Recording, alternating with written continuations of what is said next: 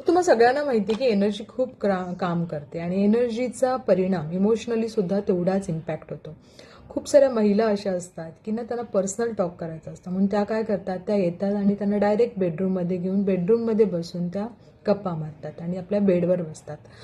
So इथं बघितलं जातं की जेव्हा तुम्ही स्त्रिया असू देत किंवा पुरुष असू देत, अशा जर तुम्ही गप्पा मारताय पर्सनली आपल्या बेडरूममध्ये येऊन मित्राला किंवा मैत्रिणीला घेऊन, तर तुम्ही पाहाल की तुम्ही त्यावेळेला तर गप्पा माराल, पण खूप साऱ्या एनर्जी तुमच्या रूममध्ये प्रॉब्लेमॅटिक होऊन जातात, जेणेकरून नंतर तुम्ही बघाल की तुमच्या हस्बंड वाईफमध्ये खूप सारे भांडण किंवा मिसअंडरस्टँडिंग खूप जास्त होते. आणि अशा वेळेला तुमच्या लाईफमध्ये हस्बंड वाईफच्या खूप मोठे मोठे प्रॉब्लेम पाहायला मिळतात. काही जणांमध्ये तर असं सुद्धा बघितलेलं गेलं आहे की पुरुषाच्या लाईफमध्ये एखाद्या नवीन स्त्रीचा लाईफमध्ये एंट्री झालेली आहे किंवा स्त्रीच्या लाईफमध्ये कुठला नवीन पुरुष आलेला आहे.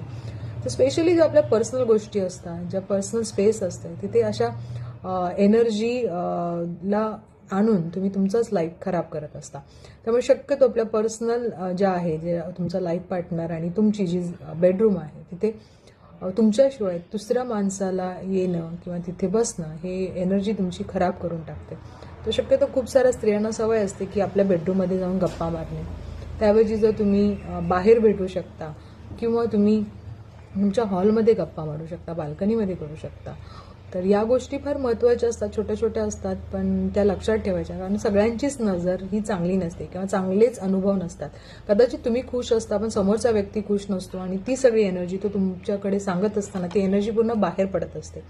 तुमचं एन्व्हायरमेंट ते खराब होतं. तर स्पेशली बेडरूममध्ये या गोष्टी न करणं हे सगळ्यात महत्त्वाचं. Best of luck.